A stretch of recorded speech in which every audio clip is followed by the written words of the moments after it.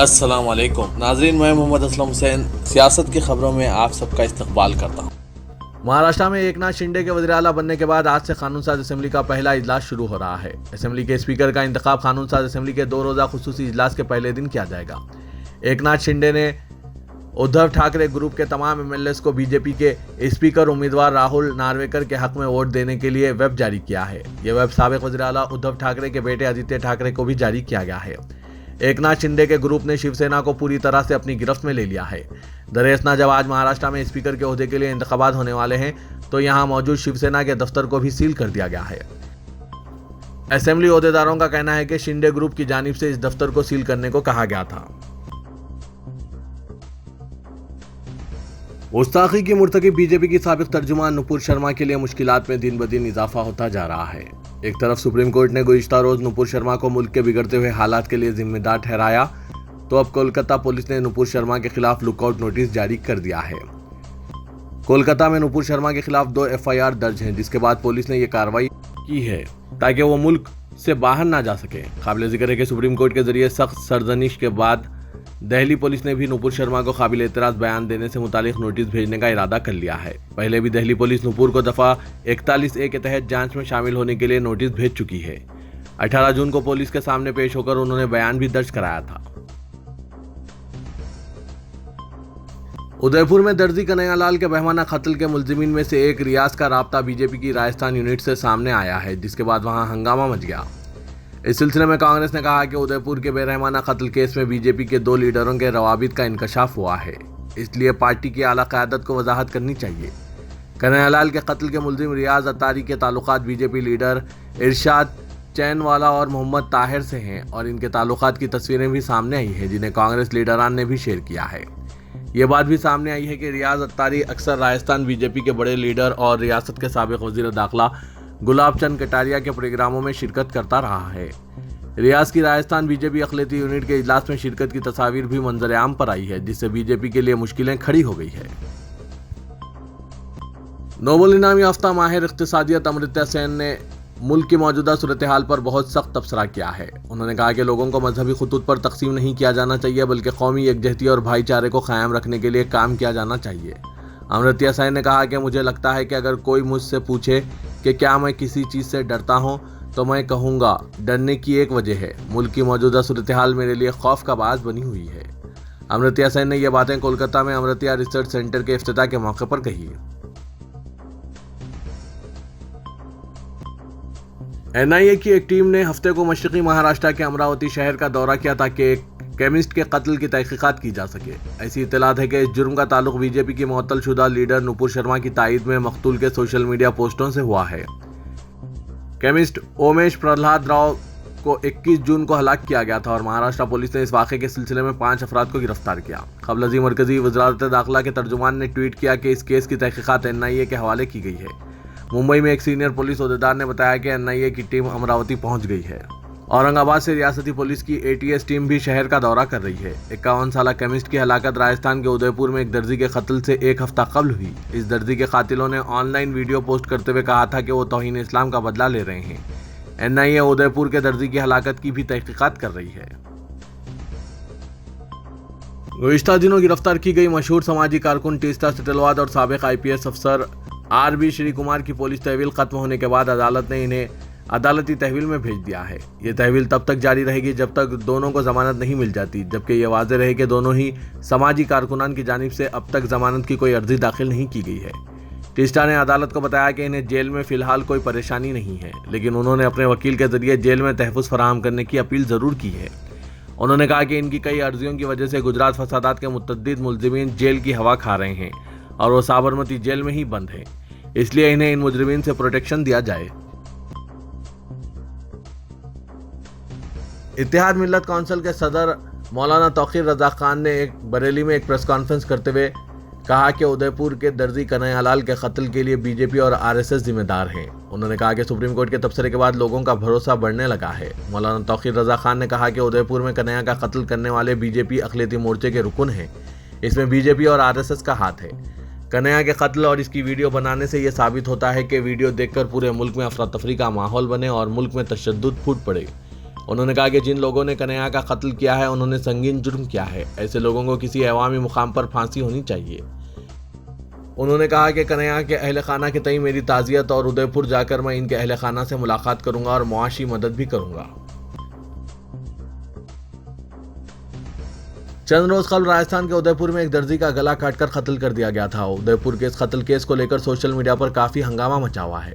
यही नहीं, इस मामले पर फिल्मी शख्सियत के रद्द-ए-अमल का सिलसिला भी मुसलसिल बढ़ रहा है। उधर बॉलीवुड अदाकारा स्वरा भास्कर ने भी हाल ही में उदयपुर कत्ल केस पर अपनी राय दी है। दरअसल बहुत से लोग उदयपुर कत्लेआम के दोनों मुजरिमों के खिलाफ अपने मुख्तलिफ रद्द-ए-अमल दे रहे हैं। इस बात को मद्देनजर रखते हुए अदाकारा स्वरा भास्कर ने हाल ही में अपने ऑफिशियल ट्विटर हैंडल पर ट्वीट किया है। इस ट्वीट में स्वरा ने इस मुजरिम का जिक्र किया है जिसने साल 2017 में एक शख्स को जिंदा जला दिया था। स्वरा भास्कर ने लिखा है कि शंभू लाल रैगर ने साल 2017 में एक मुसलमान शख्स को जिंदा जला दिया था जो राजस्थान के राजसमंद का रहने वाला था। क्या हम इस वाक़े के बाद भी इतने ही खौफजदा थे जितने आज हम हैं? क्या इस वक्त उस मुलजिम को दहशतगर्द कहा गया था? नहीं, बल्कि इस मुजरिम को जोधपुर की अदालत ने हार पहनाया और बाद में इसने 2019 का लोकसभा इलेक्शन भी लड़ा। गुजरात फसादात मामले में वज़ीर-ए-आज़म मोदी के किरदार की दोबारा जांच से मुतालिक ज़किया जाफरी की अर्जी को सुप्रीम कोर्ट से मुस्तरद किए जाने के बाद गुजरात पुलिस ने इंसानी हुकूक की कारकुन टीस्टा सिटिलवाद और गुजरात के साबिक director general of police RV Sreekumar को गिरफ्तार किया। अब इसके खिलाफ 300 से ज़ायद वकला, समाजी व इंसानी हुकूक के कारकुनों ने चीफ जस्टिस ऑफ इंडिया को एक खत लिखा है। खत में chief justice of India NV Ramana से मुतालबा किया गया है कि वो इसकी वजाहत करें कि ज़किया जाफरी की अर्जी पर फैसले का कोई मुनफी असर मरतब नहीं होगा।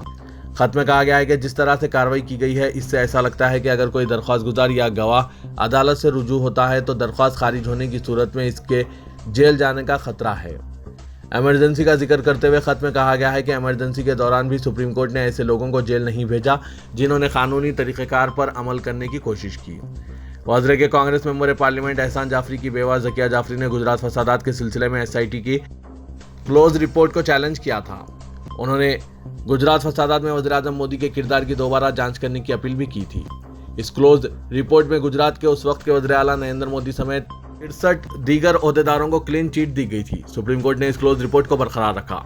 चीफ जस्टिस को लिखे गए खत में सीनियर वकील चंदर उदय सिंह, आनंद ग्रोवर, इंदिरा जयसिंह, एडवोकेट संजय, फजील अहमद अय्यूबी, दीगर वकला और कारकुनों के दस्तखत मौजूद हैं।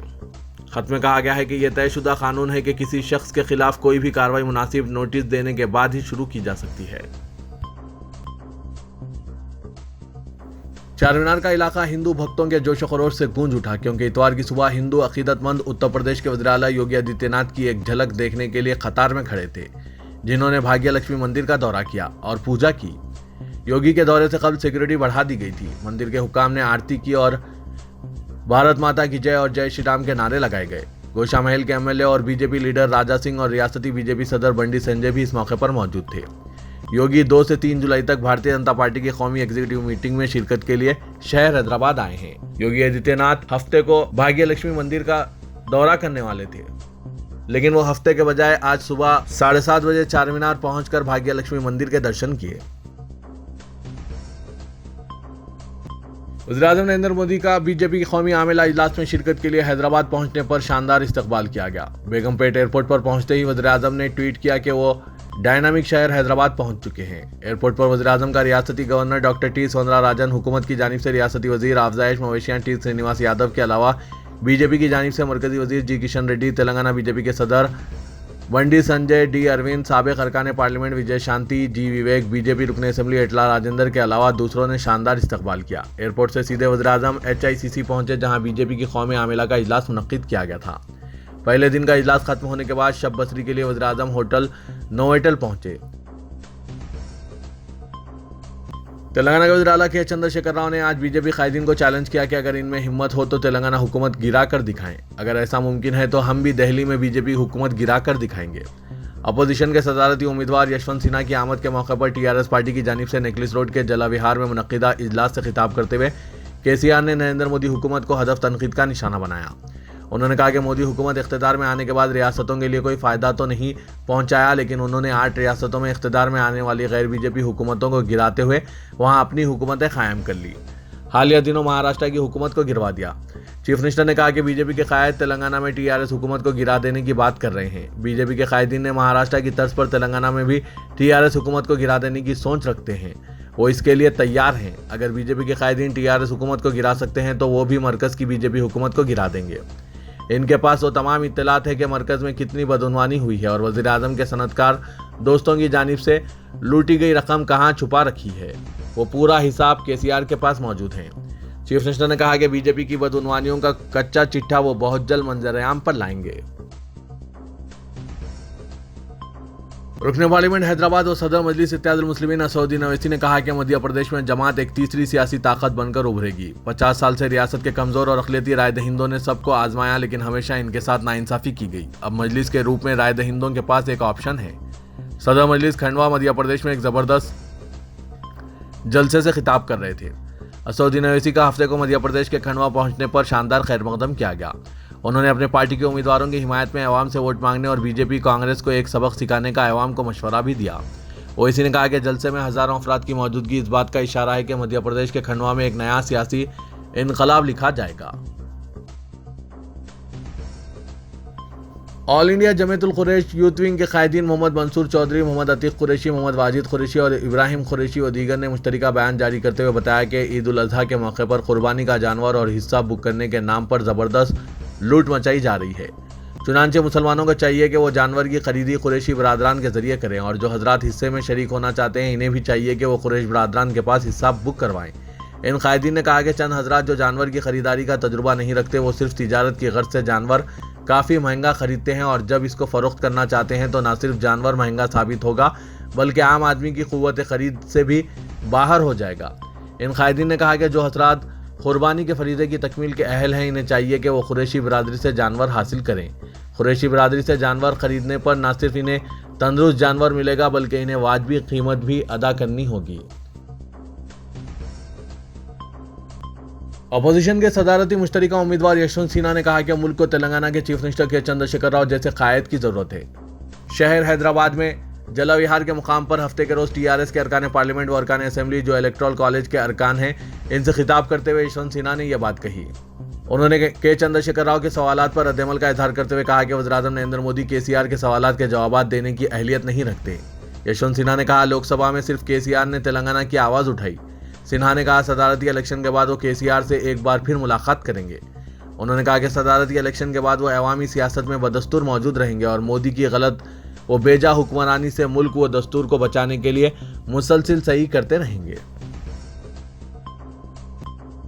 शहर हैदराबाद में बीजेपी की कौमी आमिला के इजलास के मौके पर चार मीनार की मंदिर के दर्शन के लिए जाफरानी जमात के अहम लीडरों की आमद के पेश नज़र पुलिस की जानिब से तारीखी इमारत के अतराफ सिक्योरिटी के सख्त इंतजाम किए गए हैं। हफ्ते को DCP south zone Sai Chaitanya ने दीगर पुलिस अहदेदारों के साथ चार मीनार के करीब सिक्योरिटी के इंतजाम का जायजा लिया। इदारे सियासत के ज़ेर एहतमाम महबूब हुसैन जिगर कैरियर गाइडेंस सेंटर वाक़ अहाते दफ्तर सियासत एबिट्स में तालीम याफ्ता बेरोजगार नौजवानों को ज़ामिन रोजगार कोर्सेज की तरबियत दी जा रही है।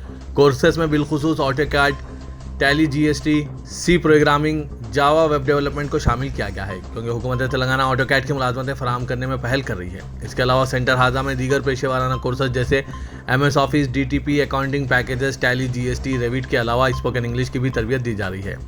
सर्टिफिकेट हुकूमत की जानिब से जारी किए जाएंगे। दाखिले पहले आओ पहले पाओ की बुनियाद पर दिए जा रहे हैं। मज़ीद तफसीलात के लिए इदारे सियासत से रास्त या फिर 9393876978 9652813994 इन नंबरात पर रब्त पैदा कर सकते हैं। तो ये था आज का खबरनामा। खबरों से मुतालिक कमेंट के जरिए आप अपने ख्यालात पेश कर सकते हैं और साथ ही इस वीडियो को लाइक कीजिएगा। तो मैं मोहम्मद असलम हुसैन अब आप सबसे इजाज़त तलब करता हूँ। तो दीजिए इजाज़त। अल्लाह।